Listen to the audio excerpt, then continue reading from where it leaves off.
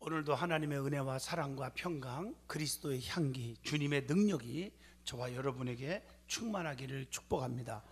디모데후서 2장 20절로 26절을 통해서 귀한 그릇으로 쓰임 받읍시다 하는 제목으로 말씀을 드리고자 합니다. 저는 오늘날까지 한 번도 빼놓지 않는 기도 제목이 있습니다. 물론 자녀들 위해서도 기도하고 우리 가정을 위해서도 기도하고 우리 성도들, 장로님들 다 기도합니다. 그러나 가장 중요한 개인적인 기도 두 가지가 있습니다. 하나님, 저나 우리 가족 식구들이 절대로 평생에 악한 도구가 되지 말고 선한 도구로 쓰임받게 하옵소서. 악의 도구로 쓰임받다가 아주 자손이 망하는 걸 내가 부흥회 다니면서 많이 봤어요. 교회 안에서 시끄럽게 하고. 두 번째, 하나님, 주님이 나를 사용해 주시려면 내 앞길에 걸림돌은 다 제거시켜주고 디딤돌만 놔주세요. 시온의 대로가 열리게 해달라고.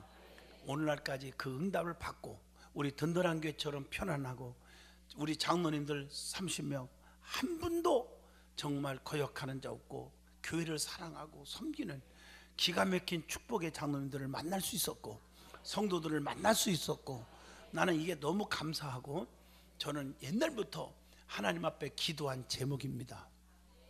하나님이 축복하실 줄로 믿습니다. 여러분들도 이런 제목의 기도가 있기를 바랍니다. 이 땅에 살아가는 사람들 가운데 보람 있고 가치 있는 삶을 살아가는 사람이 있는가 하면 삶의 의미와 가치를 모르고 되는 대로 살아가는 사람들도 있습니다. 이왕 이 땅에 태어났다고 보면 무엇인가 작품을 남기고 가는 인생이 되어야 되지 않겠습니까? 옛말에 호랑이는 가죽을 남기고 사람은 이름 석자, 어떤 사람은 내자가 있죠. 내자를 남긴다, 이름을 남긴다 하는 말이 있습니다. 이름도 어떤 삶을 살았느냐에 따라서 남긴 그 이름이 빛이 날 수도 있고 욕이 될 수도 있지 않겠습니까? 그래서 우리 믿음의 사람들은 그거보다 사명, 하나님을 향한 업적, 이걸 작품이라고 말합니다. 작품을 남기는 자는 그 이름이 별과 같이 영원히 빛날 줄로 믿습니다. 작품을 남기는 사람은 귀하게 쓰임받은 자라고 말할 수 있겠고, 작품을 남기지 못하고 인생을 마치는 사람은 천하게 쓰임받은 자라고 말할 수 있겠죠. 오늘 본문 말씀에 잘 읽어보시면 그릇의 비유가 나옵니다. 천이 쓰이는 그릇이 있고 귀하게 쓰이는 그릇이 있다고 말했습니다. 어떤 그릇일지라도 귀하게 쓰임받는 그릇이 되어야 합니다. 우리는 귀한 그릇으로 쓰임받아야 될 줄로 믿습니다. 그런데 중요한 것은요, 꼭 알고 넘어갈 것은 이 쓰레기 같은 새 조각도요 버리지 않아도 돼요. 이걸 녹여서, 불로 녹여서 새롭게 천한 그릇이 귀한 그릇, 약한 그릇이 강한 그릇, 미련한 그릇이 지혜로운 그릇, 작은 그릇이 큰 그릇으로 다시 만들어지잖아요. 이걸 성경은 뭐라고 말하느냐? 성령의 불을 받아라, 은혜를 받아라, 이것을 born again, 다시 태어나라, 거듭나라, 이렇게 표현하기도 합니다. 그러면 천한 그릇이 귀한 그릇이 될 수 있어요. 이걸 변하여 새 사람 되고 그렇게 말할 수 있지 않겠습니까? 여러분, 귀한 그릇으로 쓰임 받기를 바랍니다. 오늘 이러한 제목으로 은혜의 시간 됐으면 좋겠어요. 그러면 그릇의 사명에 대해서 먼저 말씀을 드리겠습니다. 그릇은 만드는 자의 뜻에 따라서 만들어지는 거예요. 로마서 9장 20절로 21절에 그렇게 말하고 있습니다. 이 말씀을 잘 보시면 하나님을 토기장이로 비유하면서 토기장이 마음대로 그릇을 만드는 거예요. 국그릇, 밥그릇, 간장그릇, 된장그릇, 또 쓰레기 그릇, 쓰레기도 담아야 되니까 여러 가지 그릇을 만드는 거예요. 만들어진 그릇은 만든 분의 뜻대로 그 사명을 잘 감당하면 되는 줄로 믿습니다. 쓰레기 담는 그릇인데 거기다 밥을 담을 수 없잖아요. 간장 그릇인데 거기다 된장 담을 수 없잖아요. 만드는 분의 목적에 의해서 우리는 사용되어져야 합니다. 그러면 보편적으로 그릇의 사명이 무엇인지 한번 말씀을 드리고자 합니다. 첫째, 그릇은 뭡니까? 이게 그릇입니다. 흔들리지 않고 담는 사명이 있습니다. 특히 교회 부흥의 원리 가운데도 담는 쟁반 그릇의 원리가 있어요. 이것은 교회뿐 아니라 가정도 마찬가지입니다. 사업하는 분들도 마찬가지입니다. 새로운 성도, 믿음 없는 성도들, 먼저 믿은 자들, 믿음 있는 자들이 새로운 자들을 담아야지 흔들으면 도망갑니다. 그래서 자기는 모르지만 나중에 알고 보면 흔드는 것 때문에 말하는 거 함부로 하고 행동 함부로 하고 신앙의 본이 되지 않아서 이게 흔드는 거예요. 그래서 떠난 분들이 있어요. 근데 본인이 몰라 자기 때문에 떠난지를. 답답한 거죠. 하나님은 심판하십니다. 새로운 성도들이 교회 안에서 일을 할 수 있도록, 그리고 정을 붙일 수 있도록 우리는 섬겨야 합니다. 우리 예수님이 이 땅에 오신 목적이 내가 이 땅에 온 것은 섬김을 받으러 온 것이 아니라 도리어 섬기러 왔노라. 그래야 교회가 부흥합니다. 마가복음 10장 45절, 야고보서 4장 10절, 로마서 12장 10절 성경에 얼마든지 나오잖아요. 무엇을 그릇에 담아야 됩니까? 로마서 10장 17절, 믿음은 들음에서 나며 들음은 그리스도의 말씀으로 나매니라. 말씀을 담아야 돼요. 말씀이 충만하면 기적이 일어납니다. 말씀이 충만하면 세상의 유혹과 환난과 핍박과 고난을 이길 수가 있습니다. 그리고 은혜를 담아야 됩니다. 베드로후서 1장 2절, 하나님과 우리 주 예수 그리스도를 알므로 은혜와 평강이 너희에게 더욱더 많을지어다. 은혜가 많아야 돼요. 은혜 떨어지니까 사명을 감당할 수가 없어요. 은혜가 떨어지니까 불평하고 원망하고 남에게 손가락질하고 그리고 싸우고 그러는 거예요. 은혜가 넘치면 믿음의 담대함이 주어집니다. 고린도후서 12장 9절에 보니까요, 이런 말씀이 있어요. 내 능력이 약한 데서 온전하여짐이라. 그러므로 도리어 크게 기뻐함으로 나의 여러 약한 것들에 대해서 자랑하리니 이는 그리스도의 능력이 내게 머물게 하려 함이니라. 나는 부족합니다. 겸손하게. 나는 정말 약합니다. 긍휼을 구합니다. 그럴 때 주님의 은혜가 내 속에 머무르는 것입니다. 교만해요. 목에 힘을 주고 나는 잘났습니다. 똑똑합니다. 나는 부자입니다. 여러분, 하나님이 안 도와줘요. 은혜가 머무를 수가 없어요. 은혜가 머무르지 않으니까, 은혜가 떨어지니까 불평합니다. 하나님께 도덕질합니다. 양심의 가책을 못 느낍니다. 그 다음에 사랑으로 가득 채워줘야 돼요. 그릇에는 고린도전서 13장 1절로 4절로 보면 사람의 방언과 천사의 말을 할지라도 뭐가 없으면, 사랑이 없으면 소리나는 구리와 울리는 괭바리가 된다 하겠어요. 사랑이 얼마나 중요한데요. 말씀과 은혜와 사랑으로 담아지면 성령의 충만한 그릇이 될 줄로 믿습니다. 성령 충만한 곧 능력입니다. 능력, 사도행전 1장 8절 능력이 되는 거예요. 그 다음에 그릇은 보존해야 할 사명이 있어요. 그릇은 보존하는 의무가 있어요. 하나님의 법궤 안에 아론의 쌍난 지팡이, 십계명, 만나가 든 금항아리, 히브리서 9장 4절에 이 안에 보존되어 있습니다. 그래서 이 법궤가 가는 곳마다 기적이 일어나, 축복의 역사가 일어났어요. 여러분 보세요. 만나드는 금항아리, 이게 무슨 의미입니까? 하나님께서 먹여주신 그 은혜가 변해서는 안 된다는 뜻이잖아요. 십계명은 뭡니까? 너희들을 지켜주고 보호한다는 뜻입니다. 그리고 아론의 쌍난 지팡이가 뭡니까? 기적이 하나님임을 확실히 보여주는 것입니다. 보존한다는 것은 두 가지 의미가 있습니다. 하나는 변질을 막아야 한다는 것이고, 또 하나는 보존해서 어떻게 한다요? 지켜야 된다는 의미가 있습니다. 자, 뭐라고요? 변질되지 말아라. 변하면 안 됩니다. 변질을 막아야 합니다. 무엇이든지 변하면 안 됩니다. 음식이 변하면 그것으로 식중독 걸립니다. 사람이 마음이 변하면 사람들이 다 도망가 버립니다. 사람이 따르지 않습니다. 교회 안에서 변해서는 안 되는 것들이 있습니다. 뭘까요? 히브리서 13장 8절, 예수 그리스도는 어제나 오늘이나 영원토록 동일하시니라. 예수님을 믿는 그 믿음이 변해서는 안 돼요. 스가랴 7장 10절, 결심이 변하면 안 돼요. 오늘날 많은 사람들은 작심 3일 그러죠. 어떤 사람은 작심 3일이 아니라 작심 하루, 요즘에는 작심 1초. 심한 말 같지만 1초. 내가 많이 봤어요. 1초도 안 걸리고 아멘 해놓고 나가면서 쑥덕거리고, 그건 1초도 안 걸렸어요. 무슨 결심을 변하면 안 돼요? 온전한 주일 성소. 내가 아무리 먹고 살기 힘들어도 시간이 없어도 주일은 본교에서 꼭 드리겠다. 주일 성소, 출애굽기 20장 8절입니다. 온전한 11조, 이익의 11조, 수입의 11조, 기업의 11조. 잘 나가면 기업이 잘 될 텐데 아까워요. 그래서 기업이 성장을 못해요. 나중에는 아이쿠 하는 겁니다. 결심하세요. 말라기 3장 10절입니다. 그리고 새벽 기도에 날마다 나오겠다고 결심해서 마가복음 1장 35절, 하나님은 기도하는 사람 편에 꼭 서기십니다.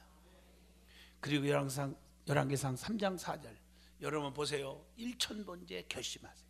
솔로몬이 1000번째를 들음으로 저주받아도 싼 그런 아들이지만, 불의한 씨지만 전무후무한 부귀영화와 지혜를 얻은 왕이 되었습니다. 그리고 저녁 예배 절대 안 빠지기로 누가복음 6장 12절, 그리고 철야기도 안 빠지기로 마가복음 13장 35절. 결심해야 됩니다. 사람이 결심을 잘해야 돼요. 전도하기로 결심하세요. 디도서 1장 3절. 결심.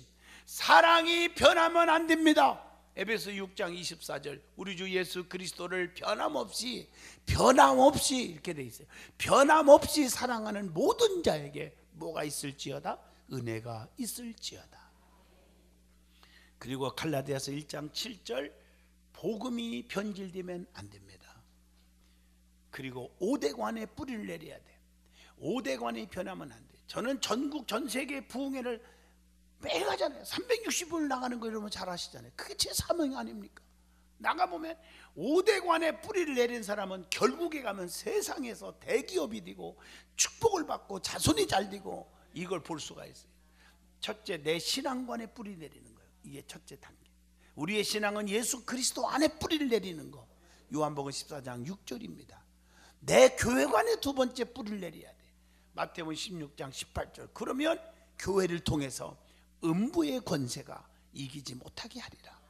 세 번째, 창세기 2장 24절, 내 가정관에 뿌리를 내려야 돼요. 가정이 행복해야 됩니다. 그리고 네 번째, 에베소 4장 11절로 12절, 내 사명관에 뿌리를 내려야 돼요. 맡긴 사명이 우선순위입니다. 내일보다 하나님의 영광을 위해서 사명 감당하세요. 직분을 가볍게 여기지 마시고, 직분은 멸류관입니다. 직분은 축복입니다. 다섯 번째, 계시록 1장 20절, 내 목자관에 뿌리를 내리세요. 우리 주님은요, 주님은 7별을 붙들고 계시고 7 촛대 사이에 다니신다고 계시록 1장 2장에 말씀하고 있습니다. 하나님의 종들을 주님이 붙들고 계시니까 교회관에 흔들리면, 목자관에 흔들리면 믿음이 자라지가 않습니다. 그 다음에 보존해서 지켜야 한다는 뜻이에요. 뭘 지켜야 됩니까? 입술을 지켜야 돼요. 말을 함부로 하면 안 됩니다. 양심을 지켜야 됩니다. 진리를 지켜야 합니다. 믿음을 지켜야 됩니다. 가족의 신앙을 지켜줘야 됩니다. 직분을 지켜야 되고 구원을 지켜야 돼요. 그래서 여러분 넘어지지 않아야 됩니다.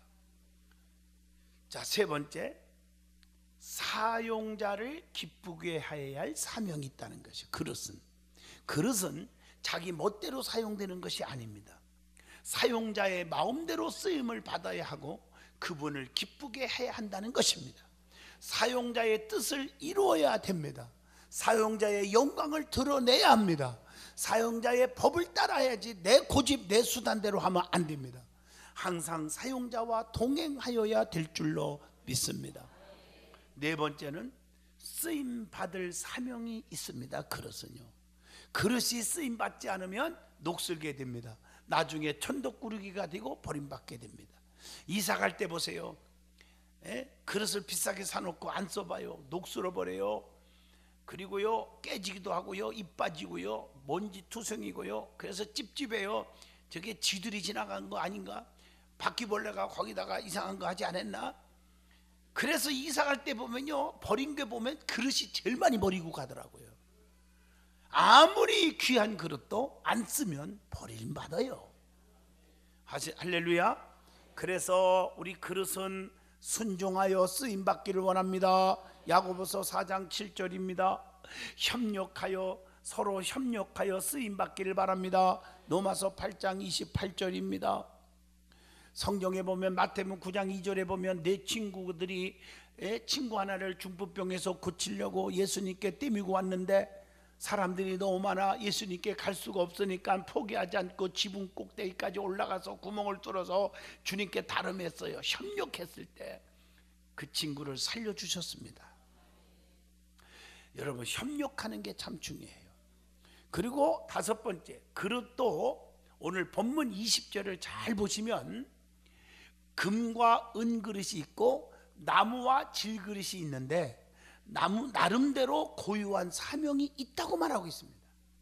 사도 바울은 큰 집에는 금과 은의 그릇이 있을 뿐 아니라 나무와 질 그릇도 있음을 비유로 들어서 교회 안에 여러 가지 다양한 직분과 다양한 달란트, 은사에 대해서 말씀하고 있습니다. 교회 안에 있는 직분과 은사들은 애견상으로 판단할 때 천히 여길 만한 것도 있고 귀하게 여길 만한 것이 있다고 말할 수 있어요. 그러나 그것은 세상적인 판단입니다. 신앙의 눈으로 볼 때는 그렇지 않습니다. 하나님께서는 필요에 따라 각양 은사와 직분을 주셔서 한 교회를 섬기도록 하셨는데 큰 집에 있는 금과 은 그릇이 나무와 질 그릇을 대신할 수가 없듯이 하나님께서요 교회에서도 각자 고유한 사명이 있어서 그 사명을 감당해야 된다는 뜻입니다. 자, 그 다음에 은혜 받을 말씀은 귀한 그릇으로 쓰임 받아야 한다는 것입니다. 본문 20절입니다. 여러분, 그릇이 되면 천한 그릇보다는 귀한 그릇이 되어야 되지 않겠습니까? 천한 그릇으로 쓰임 받는 것보다 귀하게 쓰임 받아야죠. 본문에 귀 쓰이는 그릇도 있고 천이 쓰이는 그릇도 있다고 말하고 있습니다. 그릇을 다른 말로 말하면 도구로도 표현합니다. 그래서 도구는 악의 도구로 쓰임 받지 말고 선한 도구로 쓰임 받아야 합니다. 선한 도구로 쓰임 받도록 그렇게 해달라고 우리는 하나님 앞에 간청을 해야 됩니다. 악의 도구는 사탄의 도구로 쓰임 받다가 나중에는 비극으로 인생을 끝나고 맙니다. 선한 도구는 성령님께 사용되는 도구로서 나중에는 많은 상급이 있습니다. 열매의 축복을 받습니다. 자손의 축복을 받습니다. 물질의 축복을 받습니다. 여러분, 마태복음 27장 3절로 5절에 보면 가룟 유다 얘기가 나옵니다. 가룟 유다는 악의 도구로 쓰임 받다가 나중에 비극으로 삶을 마쳤잖아요. 목매달아 죽어버렸어요. 비극으로 끝났습니다. 그러면 귀한 그릇으로 쓰임 받으려면 어떻게 해야 합니까?